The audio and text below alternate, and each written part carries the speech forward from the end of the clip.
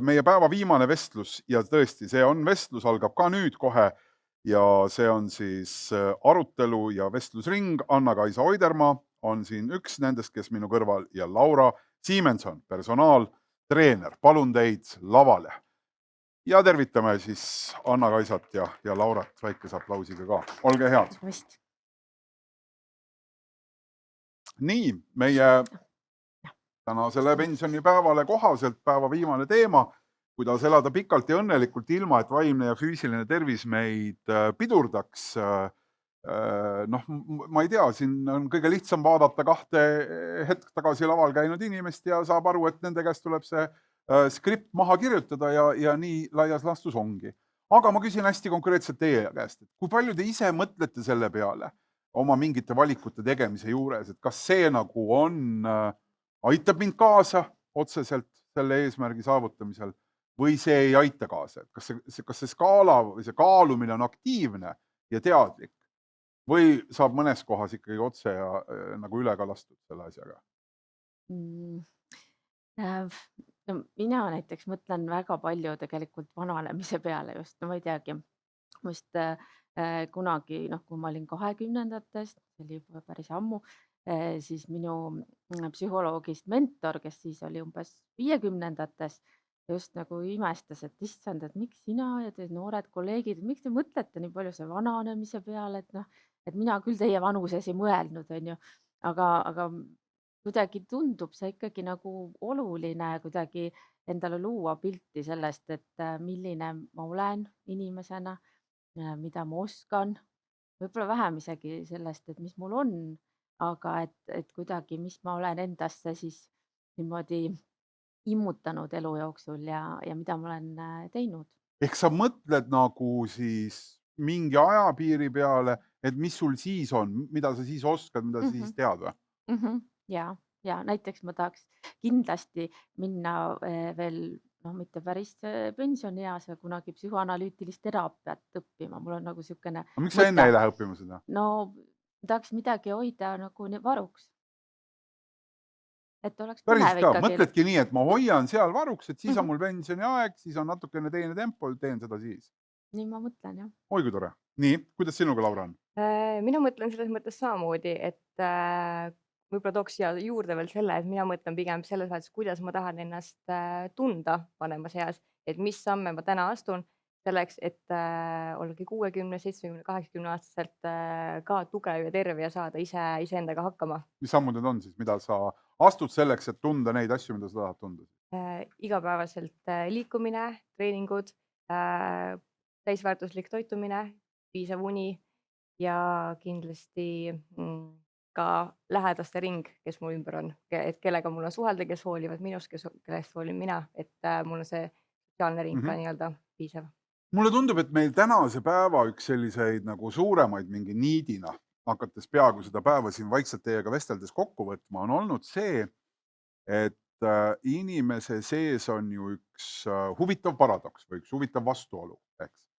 Et meid ümbritsevas maailmas on tohutu hulk nagu nõudeid meile inimesena, mille osas me väga täpselt teame, mis on õige vastus. Kui tuleb siin test, paneme lõtva 10-st 10, minut 42 läheb kokku 10 küsimuse vastamisele aega ja see kõik on üldiselt klaar, eks ju. Võib-olla keegi paneb 9-st 10 või 8-st 10, aga ikkagi laias laastus, et me teame, aga me ei tee. Miks see nii on?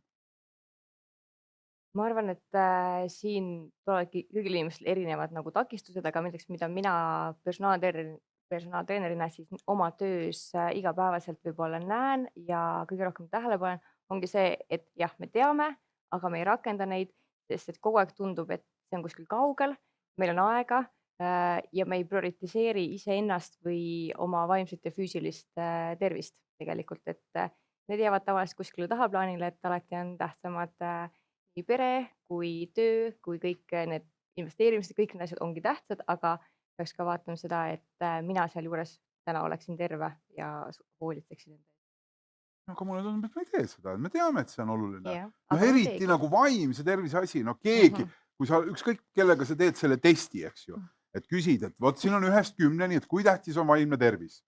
noh, võib ette arvata, et 9 koma millegiga tuleb see vastus. Keegi paneb nalja pärast 8 ka, et oi, mul on biitseps kõva, et ma saan ilma vaimse terviseta ka hakkama, et jaksan tõsta küll. Aga siis ikkagi me ju näeme, et meil on üle keskmise on keeruline sellega analüüsida. Jah, et tõesti on keeruline.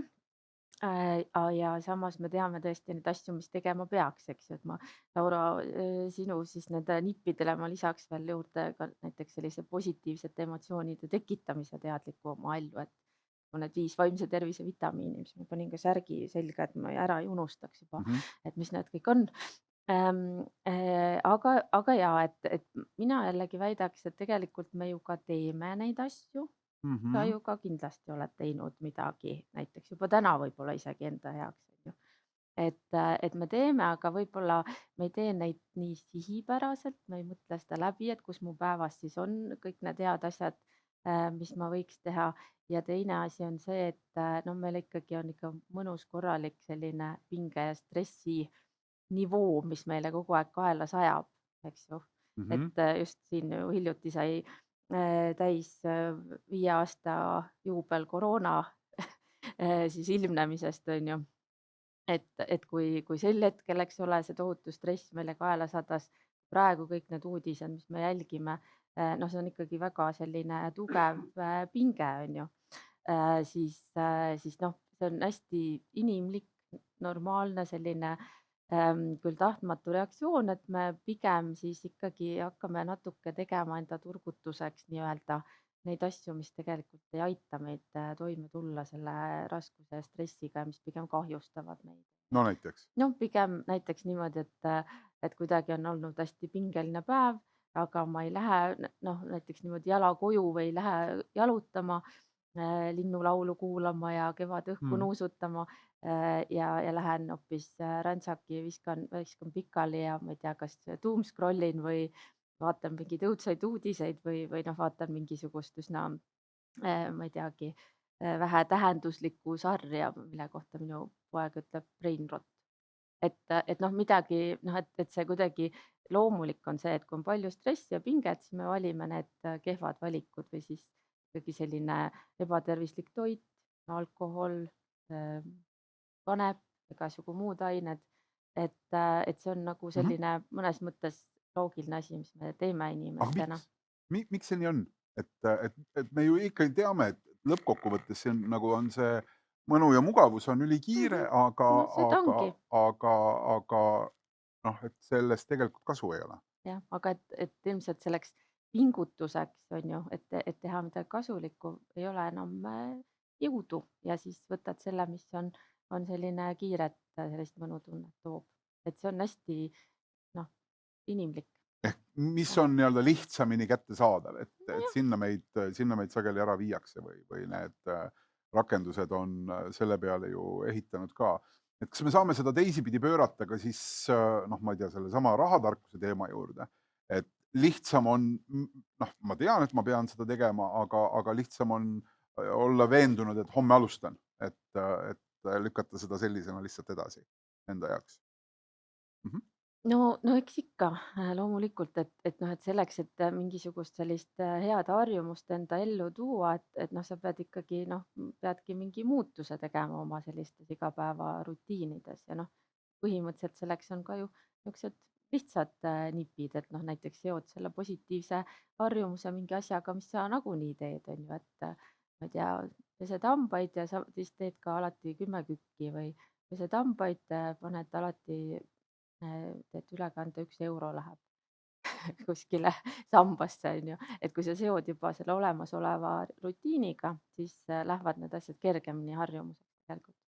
Mis sa ütlesid praegu, et nagu hari hambasse, euro sambasse umbes, et Jah, selline rütm võiks olla, pole ka paha, eks ju, plaan. Igapäevaselt 2 eurot, vaata, mis aasta peale kokku jääb. näiteks. Kas te näete või selles mõttes, noh, kindlasti näete mingeid erinevusi, aga mis need erinevused on, et ülitore oli siin hetk tagasi kohtuda ja mamma ja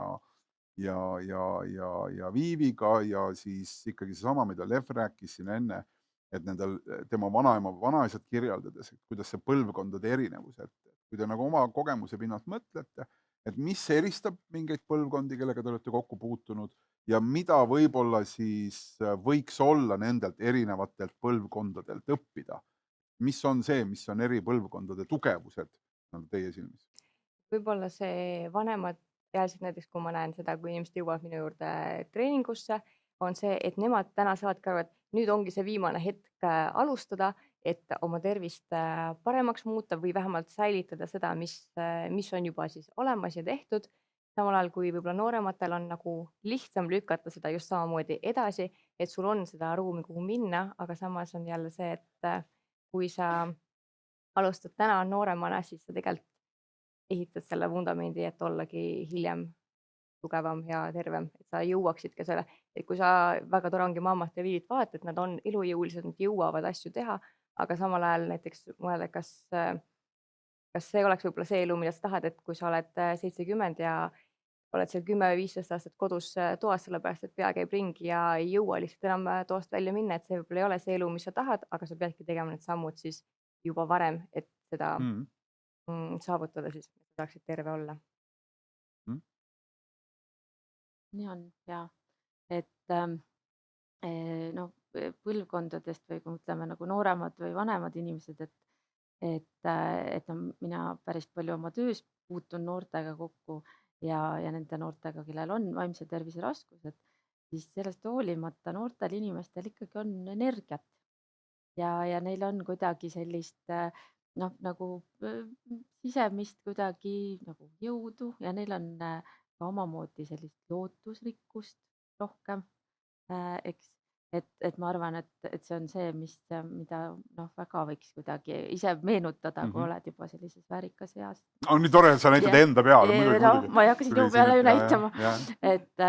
aga jah, et see on kuidagi selline ja ka ikkagi nagu mingisugune innovaatilisus, mingid uued imelikud ideed, mis võivad osutuda ka päris nagu selliseks kasulikuks, et noh, näiteks kui me räägime, ma ei tea, noh, liikumisest, no noortel inimestel lihtsalt on energiat rohkem, on ju. Et kuidagi see on nagu selline noh, nende ressurss, ütleks. Jah. Aga vastupidi ka, et kui me täna siin rääkisime päeva täiesti esimeses ettekandes sellest, et oma igapäevase elu toimetamise juures on rahalistesse raskustesse sattunud nagu aja jooksul rohkem nooremaid inimesi, et kelle puhul me võime oletada, et nende see noh, nii-öelda koolis antud rahatarkus või ühiskonnas leviv rahatarkus on justkui suurem, siis nagu reaalsuses ta väljendub nagu rohkemates probleemides mingil põhjusel, et Jah. miks see nii on see küsimus, eks ju, et mida siin võiks siis võtta sellelt vanemalt põlvkonnalt see noorem põlvkond enda tarkusena või enda tarkuseks? Noh, vanem põlvkond minu meelest natukene no on kuidagi see sisemine tunne, vähemalt ma olen näinud, mulle tundub vanemal põlvkonnal, et ei pea kohe rahmima, et kui on mingisugune, ma ei tea, suurepärane investeeringuvõimalus näiteks krüptosse, siis nad kohe ei hüppa sinna, vaid on kuidagi sihuke, et Mamma käest keegi krüpto kohta küsima ahah, hakkad, no vot, et kuidagi on see mõte, et noh, et ka see äkki läheb mööda, on ju, et äkki ma ei pea kohe nagu tormama sinna, et võib-olla ka need majanduslikud probleemid vahel tekivad sellest, et kuidagi jällegi tunduvad sellised väga kiiresti kättesaadavad mõnusad asjad, mida saaks rabada ja siis nagu ju tahaks seda ja kuidagi nii, et kuidagi sihukest nagu sisemist nagu tasakaalu. kas sa oled sa nagu aru saanud või on sul tekkinud tunnetus ja see ei ole nagu selles, et ma tahaks nagu ette heita või et siin jääks kõlama mingi etteheide, et vot teie teete nii, te olete nii, aga kas selles õnnetajus on erinevused erinevates vanuserühmades? sa näed, et inimesi kuidagi täna teeb õnnelikuks või annab selle õnnetunde miski muu kui näiteks teistes vanuserühmades vanematele? No seda on ju uuritud õudselt palju, aga millest mina hästi palju lähtun ja mis annab mulle lootust kuidagi, on see, et tegelikult ju vanemas eas võib olla hoopis õnnelikum inimene kui noorena ja kui noorena usutakse, et õnnelikuks teevad kõiksugused asjad, saatus näiteks, kuhu sa pead püüdlema, ronima, siis vanemas eas need inimesed, kes on elanud päriselt vanaks, jah, siis nende jaoks on põhiväärtus suhted. Ja nad on õnnelikud, hoolimata sellest, kas nad on terved, nad on haiged, kas nad on rikkad või vaesed, aga et just see, et sul on sellised kindlad, toetavad, tugevad suhted, noh, mina usun päriselt, et see on, millesse tuleb investeerida nagu tõsiselt, jah. Noh, Laura. ja ma täiesti sekundeerin su Mhm. seda mõtet, et minu enda jaoks on ka täpselt sama, et nooremana sa paned rõhku rohkem sellele välisele ja sellega täiesti arusaadavalt, et sa ehitad ju alles oma elu ülesse ja võib-olla need suhted ei tundu nii olulised, et tulevad-lähevad, aga mida vanemaks sa saad, seda olulisemaks need tegelikult muutuvad ja see väline jääb nii-öelda vähem tähtsaks, kui sul on need baasasjad täidetud, baasvajadused. Ma olen täiesti sama meelt. Natukene sellest siin ka jälle päeva jooksul korraks tekkis see küsimus, et üks kuulaja tajus kuidagi, et me võib-olla rõhutame siis pensioniks valmistumise vajadust läbi sellise vanemaks saamise nagu hirmu või et kuule, et sa elad nii kaua, et sa pead koguma, sa ei tea, mis seal saab, tervena elatud aastaid ei pruugi olla sama arv, mis on, eks ju, kokku elatud aastaid ja sa pead olema nagu selleks valmis. Aga et sellesama igapäeva müra sees ja igapäeva elusekeldustes ja neid kohustusi endale võttes, et mismoodi nagu see tasakaal seal saavutada nii, et inimene tunneb ennast ikkagi lõppkokkuvõttes hästi. Et ei ole see tulevik hirmutav ja et see olevik oleks võimalikult vähe nii-öelda hirmutav. Mida selleks teha saab? Võib-olla minu nagu soovitus võib-olla olekski see, et alustada väikeste muudatuste tegemisega, et jälle tihti kõik tahavad alati kõik või mitte midagi mentaliteet, et kui ma Ja juba 1. lähen jaanuar, ma lubasin ju Jah, endale, ma just. nüüd lähen kohe rabama. ja et kõike tehakse korraga, et pigem üks väike samm korraga, üks harjumus korraga, mida sa hakkad muutma, et ongi, kas sa hakkad siis hambaid pestes 1 euro investeerima oma sambasse või hakkad näiteks nädalas korra käima jalutamas, et sihuke väike asi, mis tekitab sinust tegelikult selle tunde, et oh, ma sain hakkama ja alles siis sa hakkad sinna võib-olla lisama midagi juurde ja nüüd samm-sammult ehitades oma tänast tervist ja siis ka läbi selle oma tulevikku. Noh, minu meelest ja mitte ainult minu meelest, vaid ka noh, teadus ütleb seda, et palju parem on muutusi teha siis, kui sa teed seda kellegagi koos. Ja siis on ka julgem ja turvalisem tunne ja noh, nii noores kui vanas eas. Et kui keegi sind natukene tõmbab kaasa või sina tõmbad kedagi kaasa midagi sellist positiivset tegema enda jaoks või noh, oma kogukonna jaoks laiemalt näiteks, et siis on päris hea tõenäosus, et need asjad toimuvad ja ka see, et nad ka võib-olla jäävad kestma ja saad võib-olla veel suurema hulga inimesi sinna kampa, et see koos tegemine, et no me oleme paratamatult need sotsiaalsed loomad, et me peaks nagu mõtlema selle peale ja seda ära kasutama, seda Aga meil ongi fakti. hästi suured seltskonnad on meie ümber, et seal omal on mitukümmend tuhat jälgijat ja siis sul on ka Facebooki sõpru on 3-4 tuhat ja siis sa oledki kogu aeg inimeste keskel. No see, kas natuke provotseerid? Ma mõtlen, Anna andeks. jah, see on okei, aga jah, et ikkagi nagu päris need koos oldud minutid ja tunnid ja aastad, aastakümned, et see on, ma arvan, selline tugevam tunne ja seos tekib inimestega. See on üks hästi huvitav asi ja mulle tundub, et jälle ma ei taha ka kuidagi nagu väga siin nagu seda klišeed nüüd nagu lüpsta, et oi, aga meie eestlaste jaoks ongi see koroonaaeg oli ju hea, eks ju, et lõppude lõpuks 5 meetrit ongi ju meie normaalne suhe, eks, distantsilt, et see, mida sellel hetkel nõuti. Aga noh, tõsi on see, et kõik need maailma, kuidas neid nimetatakse, sinised piirkonnad või need, kus inimesed elavad väga-väga kaua, oluliselt kauem kui naaberlinnad, vallad nende kõrval, siis nende puhul on ju märgatud seda, et seal on kuidagi teistsugusem ja palju olulisem see omavaheline läbikäimine ja kogukondlikkus. Ehk siis miski, mis seal kohapeal neid inimesi nagu lähendab ja seob, et see kogukond iseenesest, kogukonna ümberringi olemine ja sealt edasi siis üheskoos toimetamine on see, mis annab inimesele tähendusliku ja pikaajalise elu.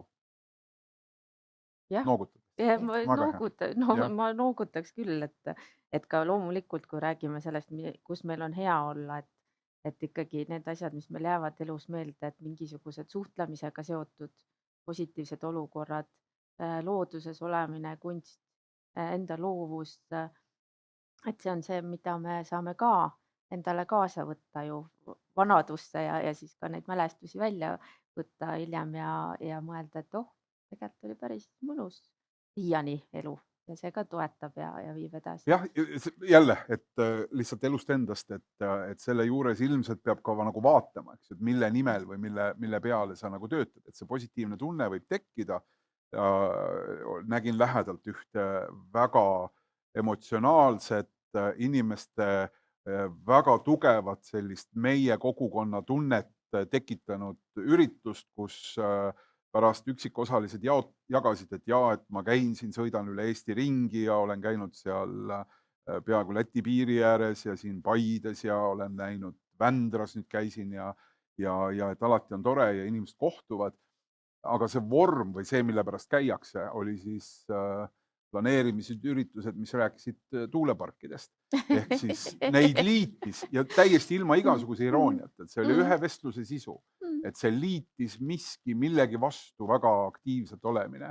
Et ma ei ole päris kindel, et kas see nagu annab lõpus selle elu hea enesetunde, et vaat kus nagu võitlesime seal, aga võib-olla annab, ma ei tea, ma ei oska öelda. No äkki annab. Jah, et see meie tunne on ülitähtis ja kui sa oled millegi vastu, ehk siis keegi on nemad, siis muidugi see tunne võib olla päris mõnus. Meie tunne on väga kiire tekkima selle juures ja seal, see on tõesti tõsi ja midagi ta ilmselt selle inimestele annab veel lisaks sinna juurde.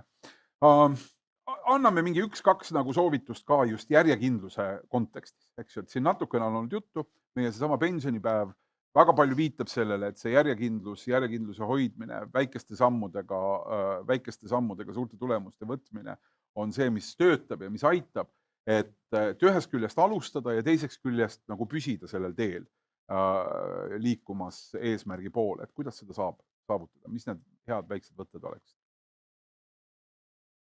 Jah, needsamad, mis me juba ka välja tõime, et ongi need väikesed sammud, et sa ei saa jõuda kuskile kaugele, kui sa seda esimest sammu ei hakka tegema. Kui ma tooksin selle tervise kontekstis ka mõned näited, siis kas sa liigud igapäevaselt või iganädalaselt üldse, et pane endale reaalselt ajagraafikusse, nii nagu paneme kõik oma töökoosolekud, oma kohtumised ja me paneme ka selle aja siis kas enda liikumiseks, oma treeninguks, võib-olla kvaliteetse toidu ostma minemiseks, et sul on ajagraafikus see aeg, mille sa tegeled ja prioritiseerid iseennast.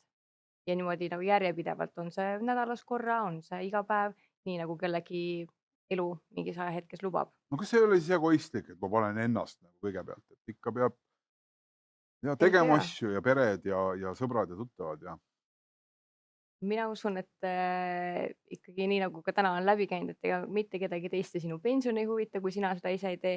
Ka sina pead iseennast esikohale seadma ja siis tulevad kõik teised, siis tuleb su pere, seda lihtsam on sul nende eest hoolitseda, kui sina oled heas kohas, kui sina oled terve, tugev, siis sa saad ka ju oma laste ja lastelaste eest hoolitseda. Et kui sul seda ei ole, siis ei saa sa seda ise ka teha. Jah, et minu meelest on ka väga hea nipp see, et pane kalendrisse, et me siin ka oleme just rääkinud, et kuidas neid suhteid näiteks siis tugevdada ja hoida vitamiinikuuri raames, mis praegu käib muuseas. No näiteks, et katsu mis sa selle lausega mõtled, et vitamiinikuuri käigus, mis käib muuhulgas praegu? ja, et meil on praegu vaimse tervise vitamiinikuur, kus saab veel natukene isegi ree peale hüpata, et just kellegagi koos ja peaasja eestvedamisel teha neid asju, mis vaimset ja ka füüsilist tervist toetavad, kusjuures, et peaasja lehelt leiab selle üles. Aga no näiteks, et õudselt hea nipp on ka, mis töötab, et kuidas suhteid tugevdada, häid emotsioone saada, et leia näiteks 5 sellist momenti, kus sa saad kellegi vastu lahke või kena või hea olla nädalas. 5 asja. Noh, et selle võib ju ka panna kalendrisse, et see on kas või, ma ei tea, mõne minuti mõtlen, et mis ma võiks teha siis, et noh, ma ei tea, saadan näiteks Urmasele tänusõnad, et nii tore vestlus oli, on ju, noh, ei maksa midagi, ei võta palju, aga näiteks teen selle ära, on ju, et see jällegi noh, tekitab sellist üldist nagu mõnusat tunnet ja heaolu, et kalendrisse, noh, kui olla vähegi töötav inimene, meil on kõigil kalendrid, paned endale ja saadad sõbrale ka kalendrikutse, et lähme jalutame ja teeme väikse ampsu tee peal näiteks, et siis need asjad juhtuvad ja liiga palju ei tohi mõelda selle peale, kas ma nüüd hakkan tegema. No, mis Lihtsalt ta must vaatan. mõtleb, kui ma tahan temaga jalutama minna, eks ju? Peab koeraks äkki, eks, et tahab jalutada minuga siin. Vot see ongi täpselt see mõtte nagu liin, kuhu ei tasu nagu minna, vaid nüüd teen ja siis asjad hakkavad ka juhtuma. Jaa, Anni küsib veel täitsa viimaseks küsimuseks, et ja ma arvan, et see on täna nagu kõige rohkem inimestel ilmselt igapäevaelus just, vähemalt need, kes siis kas sotsiaalmeedia või tavalise meedia tarbimise käigus maailma näevad, eks ju, et see on üks suuremaid väljakutseid, et kuidas seda igapäevast rahu ja kindlust leida, et mitte üle muretseda kõikide nende uudiste valguses, mis tulevad kas sealtpoolt Atlandi või sealtpoolt Peipsi või eks ju Ukrainast, pluss noh, mingid energeetika küsimused, pluss keskkonna küsimused ja nii edasi, et kõik see, mis meil igal õhtul, igal päeval nendest uudistest nagu vastu vaatab, kuidas sina seda teed, et hoida ennast selle juures nagu fookus?